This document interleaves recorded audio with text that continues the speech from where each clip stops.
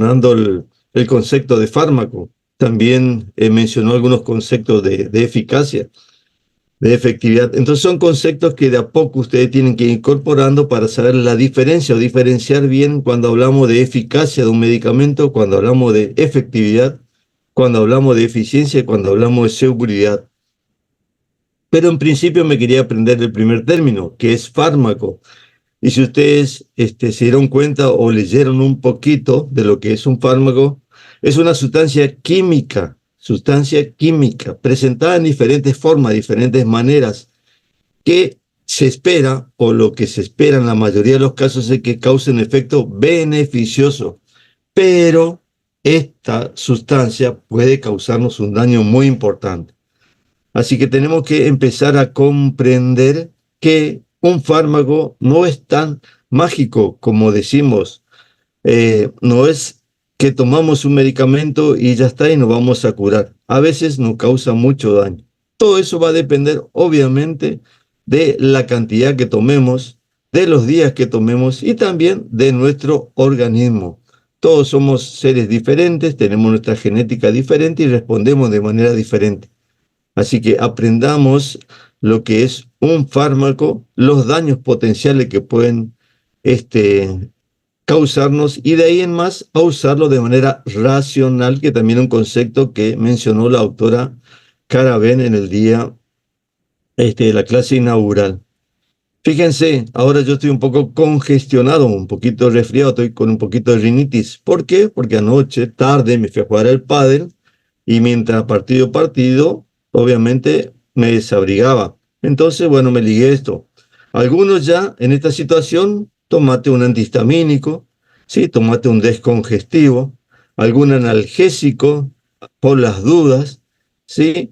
Y bien exagerado y algunas se toman antibióticos. Mal toda esa situación. Recuerden ustedes que son mecanismos de defensa que no tiene nuestro organismo, que está respondiendo a esa agresión que tuvo el día anterior, que es ese cambio de temperatura. Por lo tanto, hay que dejar la evolución natural y normal de cualquier patología, ¿sí?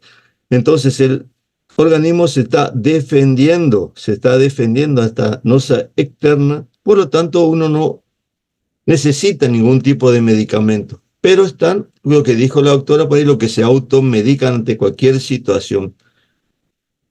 Está mal, muy mal, y aprendamos eso, no solamente para nosotros mismos, sino también por el hecho de que a la hora de prescribir a veces causamos más daño que beneficio. Existen patologías crónicas en las cuales el paciente lamentablemente debe tomar para controlar su situación clínica que presenta. En ese caso, no, ni se discute que debe tomarlo, porque en la evolución natural de esa enfermedad, si no llega a tomar su medicamento para controlar, ya sea su presión, su azúcar o cualquier otra situación clínica, puede causar obviamente la muerte. Entonces, ahí sí no queda ninguna duda. Pero otras situaciones banales, totalmente vanas, no necesitan medicación, ¿sí? Entonces, aprendamos algo que es importante eso justamente en farmacología. Y que un medicamento que se dice que es eficaz, que se hicieron estudios en laboratorio, ensayos clínicos con 100.000 pacientes, 200.000 pacientes, no necesariamente va a causar un efecto beneficioso, no va a tener efectividad en la práctica clínica. ¿Sí? No todos los fármacos se estudiaron, sí, y demostró en ensayos clínicos que tenía eficacia, pero a la hora de la práctica clínica, por ahí su efectividad no es tan así como nos enseñan y tratan de vendernos. Traten de erradicar todo ese consumo indiscriminado. Obviamente el ministerio, obviamente la nación, obviamente nuestro organismo oficial, la ANMAT, muy pocas veces hace lo que debe hacer, y tenemos todos los medicamentos posibles en nuestro mercado farmacológico. Y a veces uno nos automedicamos debido a que vimos en la propaganda médica, por ejemplo, un medicamento parecido el Tucol Forte, ante un estado gripal, ante un estado que uno presenta tos, ¿sí? Y que mejora teóricamente con ese medicamento. Nada que ver. Bueno, eso simplemente a manera de introducción de lo que se comentó un poquito. Y que obviamente vayan leyendo todo lo que puedan de fármaco. De a poquito, cuesta, es largo, y traten de sacarse todas las dudas, sobre todo en los talleres con su jefe de trabajo práctico. Bueno, vamos a comenzar entonces con la clase de hoy. Voy a detener mi video para no tener problemas en la proyección, y vamos a compartir pantalla y vamos a hablar de farmacocinética e interacciones farmacológicas. Ustedes me dicen si se ve bien o no la imagen. Sí, profe, se ve. Sí, profe, Bueno, se ve. perfecto. Entonces, la doctora Caravén también mencionó ramas de la farmacología, y que son todos importantes, obviamente, ¿sí? En el cual ustedes tienen que ir conociendo qué es lo que estudia cada rama de esa farmacología. Pero hay dos fundamentales en las cuales ustedes tienen que saber, porque una de ellas es la que estudia qué es lo que le pasa a esa sustancia química que ingresa al organismo, qué es lo que sucede de que ingresa hasta que sale. Y otra es la que estudia lo que puede pasar a nuestro organismo, los efectos que nos puede causar, que obviamente siempre esperamos algo beneficioso, pero no existe ningún medicamento que carezca de efectos colaterales indeseables. Lamentablemente, todos los medicamentos que ingresan, en mayor o en menor medida, causan algún tipo de daño. Ni que hablar, o mejor dicho, tomemos como ejemplo la aspirina. Fíjense que la aspirina es uno de los medicamentos mundialmente más utilizados. Y bueno, debido a que después de muchos años, se vio que su alta acción farmacológica, que era de hemorragia digestiva, se fue dejando de lado. Aparecieron sus primos hermanos, obviamente, como el ibuprofeno, naproxeno, diclofenac, otros medicamentos. Entonces, a la aspirina prácticamente hoy en día son difíciles lo que toman para su efecto analgésico y antiinflamatorio. Se lo dejó, y la Organización Mundial de la Salud lo dejó prácticamente para el uso exclusivo de prevención. ¿Prevención de qué? De infarto, prevención de accidente cerebrovascular, ¿sí? Porque se vio que puede evitar la formación de trombos, ¿sí? De trombosis. Entonces, ese medicamento, que se utilizaban dosis, digamos, de 500 miligramos a 1 gramo para aliviar el dolor, la inflamación, hoy en día se lo utilizan dosis bajas que van de 81 miligramos hasta 325 miligramos, justamente para evitar la recurrencia de infarto y accidente cerebrovascular. Entonces, es importante la farmacocinética de un fármaco. ¿Qué va a pasar? Es aquella que va a estudiar el paso del fármaco a través del organismo, en función obviamente del tiempo y de la dosis. Va a comprender los mecanismos de absorción, distribución, metabolismo y excreción. Pero ¿qué es lo que debemos olvidar? Y que también es importante que vayan aprendiendo, porque esa sustancia química, ¿sí?, puede tener diferentes vías de administración. Un ejemplo de un fármaco, de un grupo de fármacos que se pueden administrar por diferentes vías, son, por ejemplo, los corticoides. Seguramente escucharon hablar de corticoides, como por ejemplo la dexametasona o betametasona. Entonces son muchos de esta familia, y dependiendo del fármaco, de los corticoides, algunos se pueden administrar por vía oral, ¿sí? Y si es por vía oral, puede tener diferentes presentaciones, ya sea en gotas, en jarabe, en comprimidos, en cápsulas. También se puede administrar por vía inhalatoria, ¿sí?, ya sea para el tratamiento de una rinitis alérgica, ya sea para el tratamiento del asma. Se pueden administrar también por vía infiltrativa, en caso de lesiones, de torceduras, por ejemplo, de inflamaciones de rodilla, de tobillo. También se pueden administrar de manera tópica. O sea, existen diferentes vías, y ustedes tienen que aprender a conocer eso. Tienen que saber cómo puedo administrar mi fármaco, cómo viene, si vienen comprimidos, vienen en jarabe, vienen en cápsulas.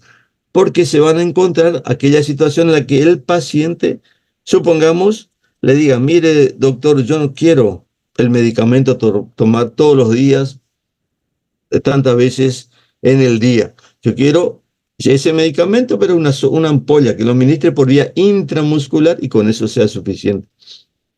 Entonces ustedes no pueden no conocer ese medicamento si lo puedo dar por vía parenteral, ¿sí? Si lo puedo dar por vía intramuscular.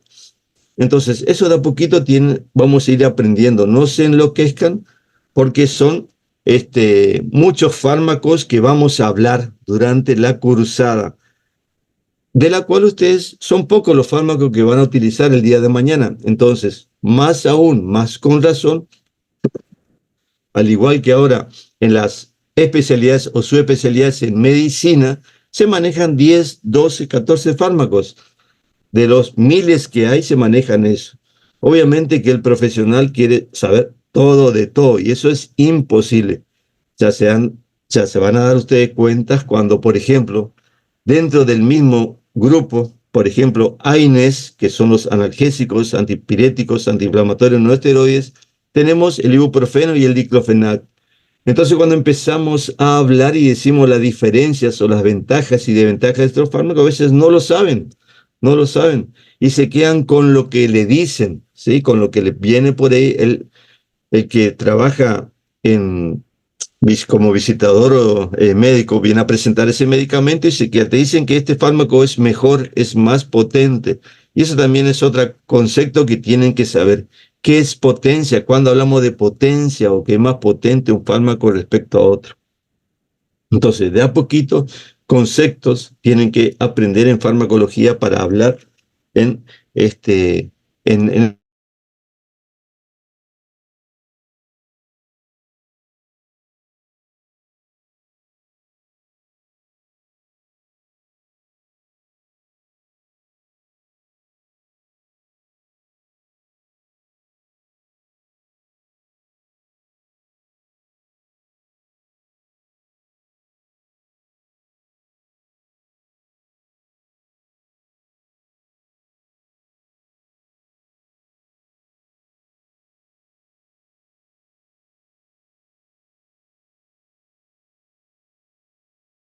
su eficacia. Ya lo vamos a ir viendo más detalladamente. Y obviamente al ser por la mucosa sublingual también tiene una absorción más rápida. ¿Existen ventajas? Sí, tiene ventajas en situaciones concretas, específicas. Por ejemplo, un ataque de una angina de pecho en el cual el paciente tiene un dolor precordial muy intenso, no puede respirar, le cuesta respirar y bueno, por ahí algunos fármacos se pueden administrar. Lamentablemente la industria farmacéutica se aprovechó de esa absorción más rápida para ofrecer otros fármacos que teóricamente no tienen ninguna ventaja farmacológica respecto a la absorción en la mucosa gástrica. Pero bueno, te hablan de rapidez de acción. Te dicen, bueno, al minuto ya va a tener un efecto farmacológico, pero ¿cuánto sale? ¿Cuánto cuesta un medicamento por esa vía de administración? Entonces, algo que hay que aprender también, cuándo es cierto, cuánto es tan cierto lo que nos dicen respecto a la rapidez de acción que a su eficacia farmacológica. Y después tenemos la mucosa gástrica, donde se absorben fármacos ácidos, por ejemplo, salicilatos y los barbitúricos. Eso también es otra cosa que van a ir leyendo de a poquito, yo no me voy a detener mucho, que los fármacos, que yo le dije que son sustancias químicas, se pueden comportar de dos maneras, como fármacos ácidos débiles o bases débiles. ¿Y eso de qué depende? Entonces depende de su pKa. Y en líneas generales, ¿qué es lo que tienen que saber? Cuando existe un medio ácido, como por ejemplo la mucosa gástrica, que es un medio ácido, si uno le da una sustancia que es un ácido débil, se va a absorber más fácilmente. En cambio, si el pH del medio, por ejemplo, a nivel del intestino, es básico, una sustancia que tiene un pKa básico se va a absorber mejor en ese lugar. Entonces, eso es respecto a su estructura química, que pueden ser ácidos o débiles. Pero lo importante, y es justamente una propiedad que deben conocer de los fármacos, es que si son liposolubles o si son hidrosolubles. Entonces, ¿cuáles son aquellos que atraviesan fácilmente la membrana celular? Debido a la composición de la membrana, son los fármacos que son liposolubles. Eso tienen que tener muy en cuenta. Entonces, los fármacos que tienen esa característica de ser muy liposolubles son los que se absorben más fácilmente. Tenemos también del otro lado la vía rectal, que prácticamente son contadas las situaciones que uno puede administrar esos fármacos.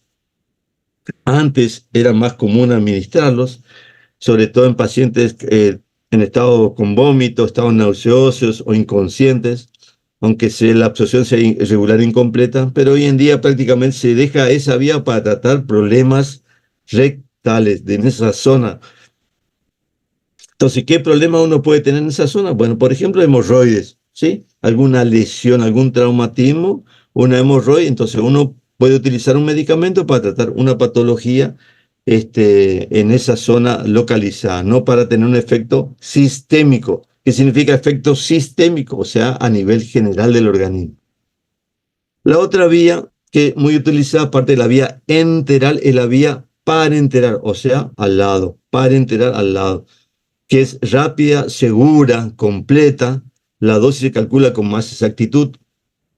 Se evita la influencia de jugos digestivos. Eso es importante para algunas sustancias donde uno, si le da por vía oral, obviamente se puede degradar y no se absorbe.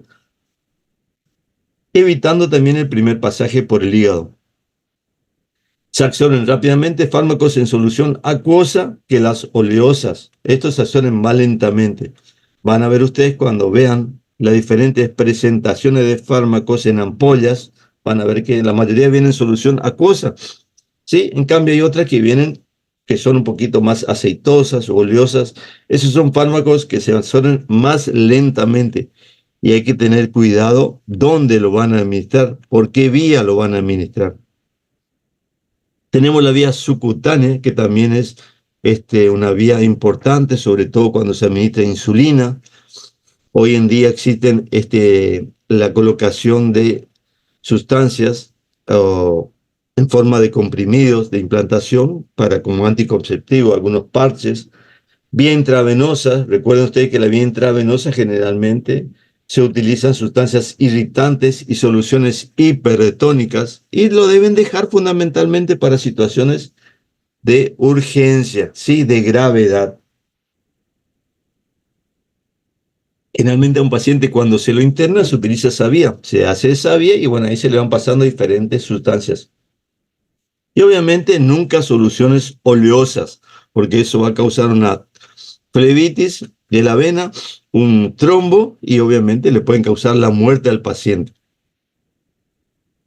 Existen otras vías, intradérmica, transdérmica, que bueno, eso lo pueden ir leyendo, total. Esto va a estar colgado de a poquito y bueno, lo van a ir leyendo y ampliando el conocimiento. La vía inhalatoria, como yo le dije, existen corticoides que se pueden administrar por esta vía. Bueno, lo importante de la vía inhalatoria es justamente que se utiliza esta vía para tratar patologías que afectan a esta vía, como por ejemplo el asma bronquial, la rinitis alérgica. Ahí tenemos dos fármacos para ir conociendo algunos y repitiendo, salbutamol y beclometasona, por ejemplo, que se pueden administrar por esta vía. La vía tópica, recuerden ustedes que no es lo mismo una piel intacta que una piel que tiene algún tipo de solución de continuidad. Generalmente la piel intacta, muy pocas sustancias atraviesan, ¿sí?, la piel intacta. Es usado obviamente cuando hablamos de vía tópica, ya sea se administra en piel o en mucosas. En piel prácticamente muy pocas veces se van a soler, pero sí en la mucosa de la conjuntiva, a nivel de los ojos, a nivel de la nasofaringe, de la bucofaringe, de la vagina, del colon, uretra y la vejiga, por ejemplo. Y ahí tienen que recordar que muchas veces cuando uno administra de manera tópica, pero en las mucosas pueden tener un efecto sistémico, algo que es común y que se vio, por ejemplo, en aquellos pacientes que se aplican gotas a nivel de la nasofaringe por X motivo y que van a causar van a causar una compresión de los vasos sanguíneos, puede causar aumento de la presión arterial. Lo mismo aquellos que se administran, por ejemplo, a nivel de la conjuntiva. O sea, uno está colocando una gotita a nivel del ojo, pero puede tener un efecto sistémico importante. Entonces hay que tener en cuenta también cuánto tiempo voy a tratar de esa manera esa lesión al paciente. Entonces, esos medicamentos que se administran por esa vía pueden causar efectos tóxicos a nivel sistémico. Tenemos factores que van a influir en la absorción, sobre todo en la vía tópica. Entonces, tenemos la absorción sistémica en piel que tiene abrasiones, quemaduras. La inflamación también va a causar aumento del flujo sanguíneo, aumentar la absorción. La piel hidratada es más permeable, obviamente, que la piel seca. Y el legado estatocórneo, que ocurre fundamentalmente en los recién nacidos, en los chiquitos, hay que tener mucho cuidado. A veces uno tiene una pequeña lesión, una dermatitis, ¿sí? O una piodermitis, y a veces se le aplican medicamentos que contienen antibióticos que pueden ser muy tóxicos, le pueden dar corticoides por mucho tiempo y que eso se absorbe fácilmente en los niños. Así que hay que tener mucho cuidado. Algo que favorece obviamente cuando uno administra por vía tópica en piel la absorción es a través de la aplicación de la corriente galvánica, a través de la iontoforesis o si no a través del ultrasonido. Estos son aparatos que utilizan los kinesiólogos, que por ahí si a algunos les pasó, que se lastimó la rodilla, el tobillo, lo que sea, va y utilizan esos aparatos justamente que a través de la corriente galvánica o causando vasodilatación importante, hacen que se absorba, eh, porque aumentan el flujo sanguíneo. Esa es la manera entonces que utilizan los kinesiólogos, o en se utiliza en kinesiología para facilitar la absorción. Y después tenemos mecanismos de absorción. Esto después lo van a leer perfectamente ustedes para saber diferenciar cuál es la absorción pasiva, la absorción activa, difusión facilitada, pinocitosis. Son las diferentes formas en las cuales un fármaco se va a absorber. En línea general, la absorción pasiva se absorbe dependiendo de la concentración. A mayor concentración, mayor absorción. O sea, tienen que atravesar una barrera semipermeable en el cual se va absorbiendo lentamente y va pasando simplemente por su concentración. Muchísimos fármacos lo hacen de manera. Y otra es el transporte activo, absorción activa, donde hay gasto de energía y necesita a veces de un transportador. Y eso tiene que hacer la diferencia porque es saturable. Entonces, por más que aumentemos la dosis de ese medicamento que se absorbe por transporte activo, es en vano, no sirve para nada. ¿Por qué? Porque es saturable y por lo tanto no se va a absorber el exceso por ahí de medicamento que nosotros estamos dando. La absorción pasiva se sigue, por ejemplo, por la ley de Fick, donde habla que un sustrato alcanza una concentración equivalente en ambos lados de una membrana. Cuando alcanza la concentración equivalente, se interrumpe su transporte. Pero también que es importante en este caso, que recordemos la absorción pasiva, es lo que yo le dije, el grado de liposolubilidad. ¿Sí? Entonces, ese factor que tienen que ser fármacos liposolubles hace que se absorban más fácilmente en las membranas. Otro punto que no quería pasar de largo es el pH. ¿Y por qué? Entonces, fisiológicamente nosotros tenemos un pH ácido a nivel gástrico. Ese pH es importante para que se absorban muchos nutrientes, para que se absorban muchas sustancias que realmente nos aportan vitaminas, por ejemplo. Entonces, ese pH se puede estar afectado por diferentes situaciones, pero sobre todo cuando tomamos un medicamento que inhibe la secreción del pH. Hoy en día se está utilizando un grupo de fármacos que son los inhibidores justamente de la bomba de protones, entonces, y que causan un pH cero. ¿Por qué? Porque el paciente tiene lo que llaman en líneas generales dispepsia, llaman acidez ¿sí? Entonces tienen algo ahí en el estómago que no saben muy bien qué es, entonces toman estos fármacos inhibidores del pH. Y ese pH es importante para que se absorban los fármacos. Entonces, al inhibir justamente el pH, van a causar que los fármacos no se absorban. Así que hay que tener mucho cuidado con ese tipo de fármacos.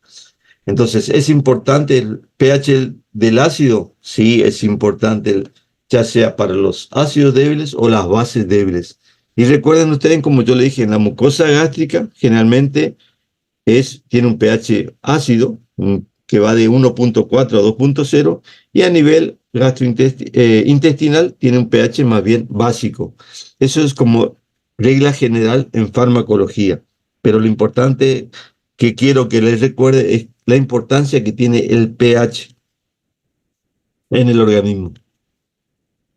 Bueno, estos son otros mecanismos, como yo le dije, de absorción, que no hace falta que nos detengamos. Y obviamente lo otro, que era lo que yo les dije, en líneas generales, factores que van a modificar la absorción. Le hablé de solubilidad, le hablé de la concentración del fármaco, pero también existe lo que se llama cinética y solución de la forma farmacéutica. Vieron que ahora existen medicamentos que dicen, es un comprimido recubierto. Bueno, eso es a veces porque quieren que el fármaco dure más tiempo. Que generalmente un fármaco duraba 8 horas, quieren que dure 12 horas, quieren que dure 24 horas. Entonces, generan una sustancia química recubierta de una sustancia para que se vaya disolviendo lentamente, lentamente y dure más tiempo, 24 horas, por ejemplo, a nivel del plasma. Pero ¿qué pasa? Hay algo que por ahí se olvidan y que existe, que es algo fisiológico y es la velocidad del, del intestino normal, ¿eh? Existen personas que tienen un acelerado peristaltismo y otro que tiene una disminución del peristaltismo por sí. Y después existen patologías que pueden causar una disminución, justamente es el peristaltismo, y otro que pueden causar un aumento. Entonces, no a cualquiera le podemos dar el mismo medicamento. Siempre es importante conocer bien al paciente a quien le vamos a prescribir. No es solamente decir, este fármaco fue bien estudiado y se sabe perfectamente que causa un efecto maravilloso. Bueno, ¿y tu paciente qué? ¿Qué sabe de tu paciente? Sé que se llama Florencia, tiene 25 años y nada más. No sé si soy claro con eso. Otro punto importante es, por ejemplo, la circulación. Obviamente, cuando existe mayor circulación, a haber mayor absorción. Mayor superficie de absorción, mayor absorción, como por ejemplo la mucosa gastrointestinal, la mucosa respiratoria. Y como le mencioné en un principio, la vía de administración, donde la vía de administración más rápida a veces es la vía endovenosa, ¿sí? La que se utiliza para urgencia y que situaciones que el paciente tiene que salir rápidamente de ese estado que le puede llegar a causar la muerte. Después de la absorción, ¿qué pasa? No es que el fármaco va y causa su efecto farmacológico. Se transporta en plasma. ¿Cómo se transporta en plasma? Unido a proteínas plasmáticas. Entonces acá lo mismo tenemos los principios que dijimos, ácidos débiles y bases débiles.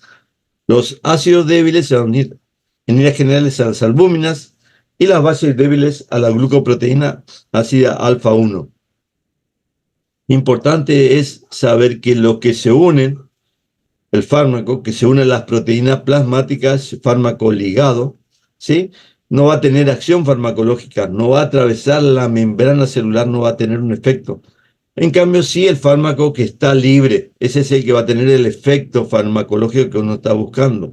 Siempre existe una relación entre el fármaco libre y el fármaco ligado. A medida que el fármaco libre va ingresando a la membrana celular, el fármaco que está ligado a la proteína plasmática se va, de, se va desligando. Existen también lugares para algunos fármacos que son depósitos de fármacos. Algunos de ellos, por ejemplo, en el caso de la cloroquina, por ejemplo, los glóbulos blancos, leucocitos, otros, como es las tetraciclinas, para los casos de los huesos y dientes, y así. Entonces, eso también hay que tenerlo en cuenta, que existen depósitos naturales para algunos fármacos que se vamos a utilizar. Por suerte, en líneas generales, ninguno de estos fármacos ustedes van a prescribir, ¿sí? Entonces no van a tener ese inconveniente. Respecto a las barreras naturales, recuerden ustedes que la barrera sangre líquido cefalorraquídeo es la que verdadera barrera, ¿sí? Ahí existe una estrecha unión entre las células que hacen que prácticamente sean pocos los fármacos que atraviesen en esa barrera sangre líquido cefalorraquídeo. Pero la barrera hematoencefálica muchos fármacos atraviesan y va a depender de su liposolubilidad. Y que la barrera placentaria, fármacos liposolubles son lo que pasan con facilidad. En líneas generales, esta barrera placentaria no es tan así, atraviesan casi todos los fármacos, por eso hay que tener mucho cuidado en la mujer embarazada. Mucho cuidado sobre todo con aquellos que pueden causar daño importante, no solamente durante la etapa de la organogénesis, cuando se está formando ese feto, o sea, en esos primeros 3 meses, sino también a posteriori. ¿Por qué? Porque le puede causar obviamente muerte fetal, ¿sí? O un parto prematuro. Entonces, en líneas generales, cuando una paciente está embarazada, los 3 primeros meses se trata de evitar cualquier tipo de fármaco. El primer trimestre del embarazo se trata de evitar cualquier tipo de fármaco para causar algún daño en la organogénesis. Después se va evaluando la utilización de un medicamento. Si necesita durante el segundo o tercer trimestre el medicamento, se puede dar, obviamente se pueden dar fármacos a la embarazada con el riesgo potencial de que ocurra un parto prematuro, obviamente. Después tenemos al gran amigo que tenemos todos. Cuando preguntamos sobre, bueno, ¿cuál es el órgano más importante? Obviamente, sobre todo las chicas que van a decir, y el corazón, obviamente. Por ahí los chicos inteligentes dicen, y el cerebro. Bueno, yo le digo que el órgano que hay que cuidar mucho es el hígado, el cual no cuidamos para nada. No llenamos de porquerías, comemos cualquier cosa, tomamos cualquier cosa y de a poquito el hígado, que es nuestro gran amigo para todas las cosas que consumimos, puedan ser eliminadas, lo vamos perjudicando. Es tanto el daño que ocurre a nivel hepático que muchísima gente recibe trasplante hepático antes de los 40 años, imagínense. Pensar en un trasplante hepático a los 40 años, conseguir un hígado que sea compatible, es terrible. Pero bueno, es debido al gran daño que le causamos al hígado.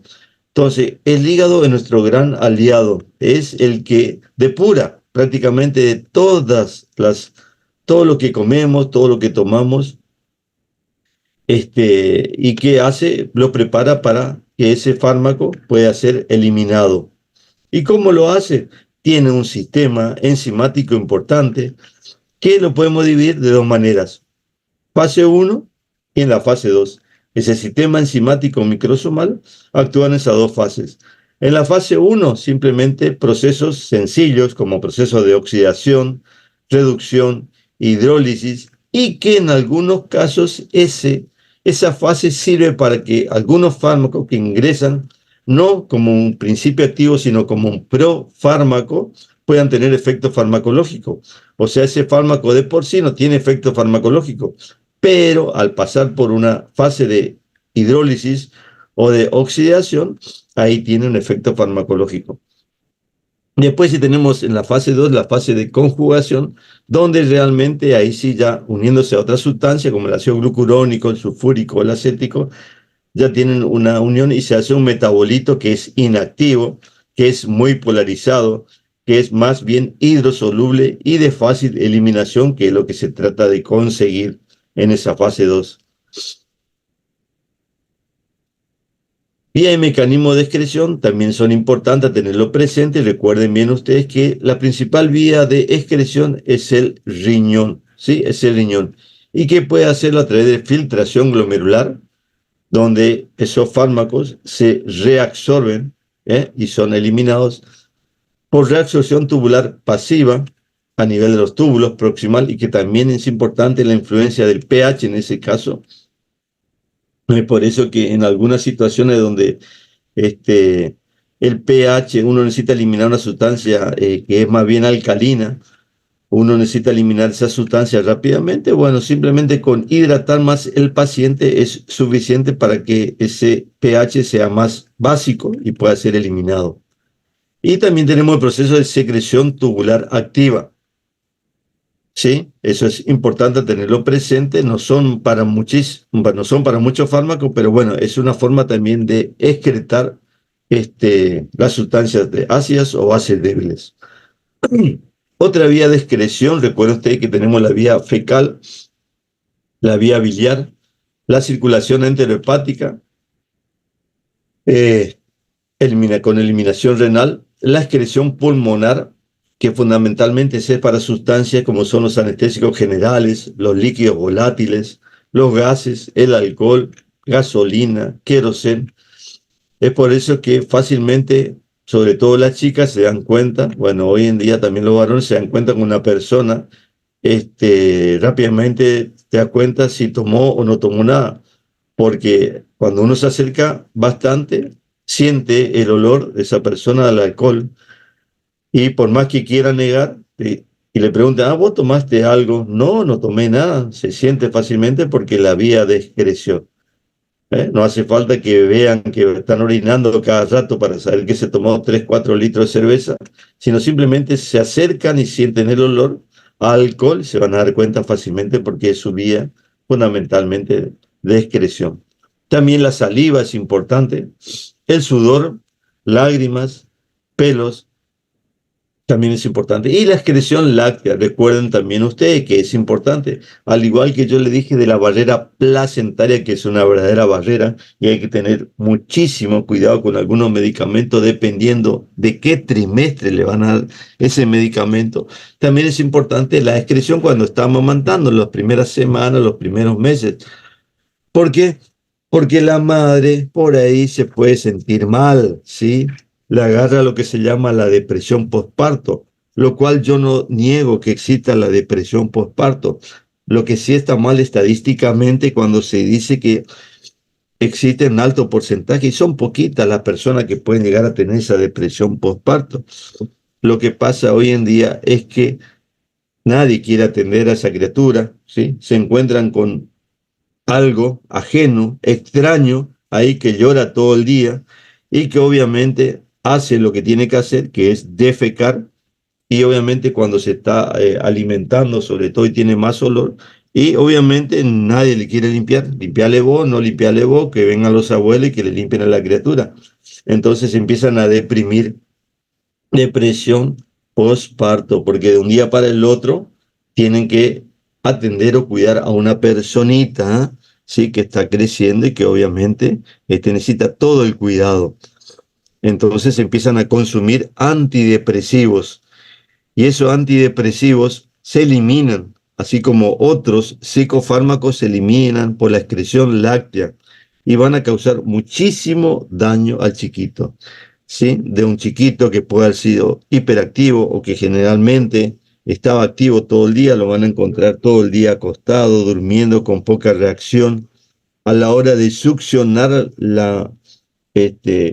el pezón de la madre como debe hacerlo, va a estar sin fuerza, debido a que justamente le está pasando toda esa sustancia que estaba ingiriendo la madre, esos psicofármacos le está causando un daño importante. Lo mismo que ciertos antibióticos, lo cual no están recomendados, y cuando veamos antibióticos vamos a ver aquellos cuales no tienen que darle a la embarazada, o si se da, no a la embarazada, sino a la que ya tuvo al bebé, no hay que darle debido a que su eliminación puede causar un daño a los recién nacidos, y obviamente el consumo también excesivo del alcohol, lo cual a veces es muy difícil de evitar. Eso sí que es, no le digo imposible, pero que es muy difícil. Y el alcohol también le causa depresión, depresión al bebé, al recién nacido.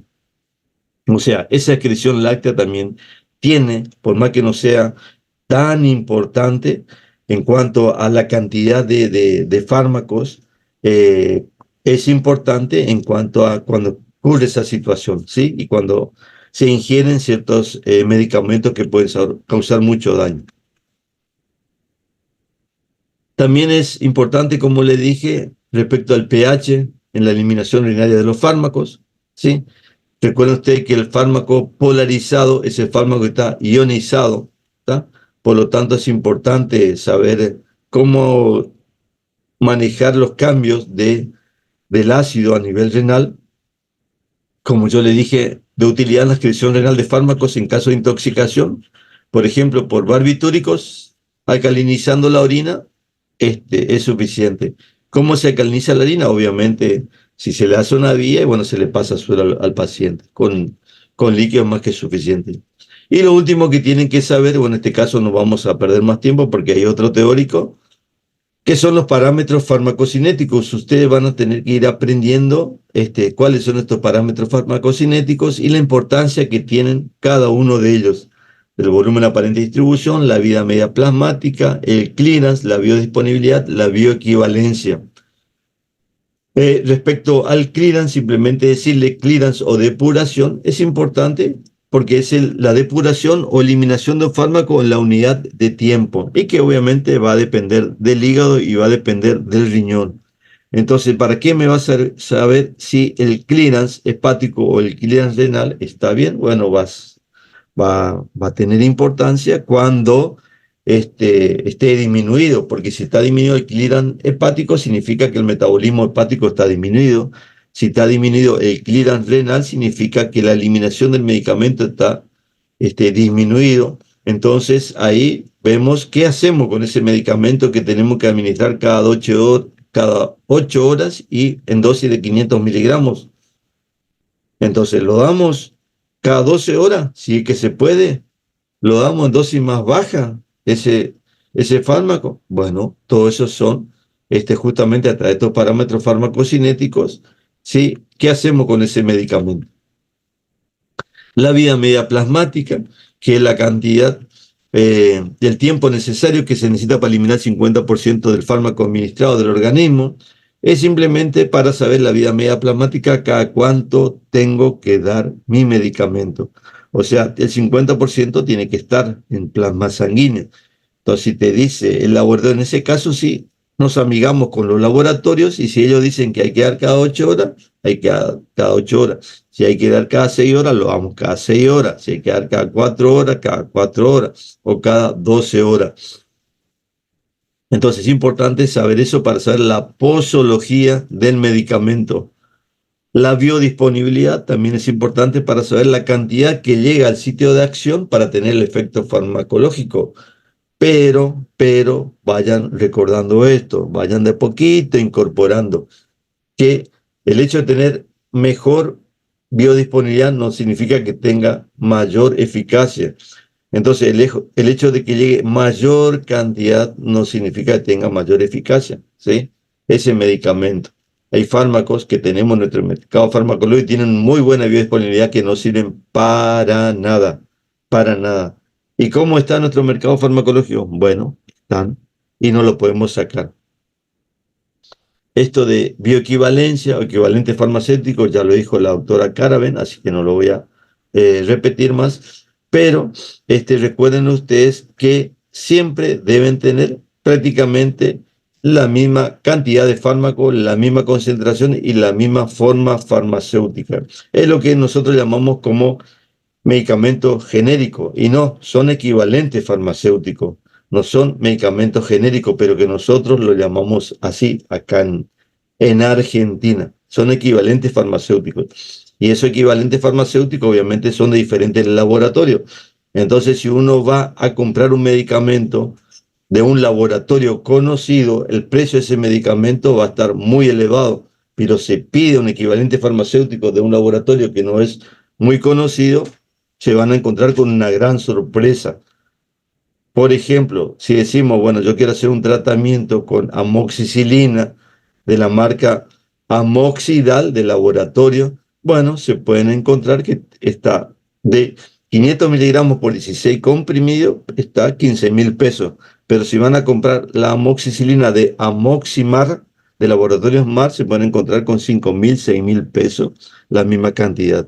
Entonces, eso es lo que nosotros llamamos genérico acá, son equivalentes farmacéuticos, recuerden ustedes. Bueno, eso es la primera parte de esto. No sé si hay alguna pregunta sobre esto. ¿Tenemos la otra clase de interacciones o seguimos con interacciones? Ustedes me dicen. Profe, ¿de qué libro nos recomienda leer todos estos temas? Miren, existen muchos libros en farmacología, pero uno que es accesible, que realmente es amigable, que no lo rechazan, porque lo primero que ustedes hacen es rechazar cuando agarran un libro de farmacología, es el Velázquez. Así que traten de tener como referencia siempre el Velázquez en primera instancia. Gracias. Y hay en biblioteca, así que hay en biblioteca por suerte.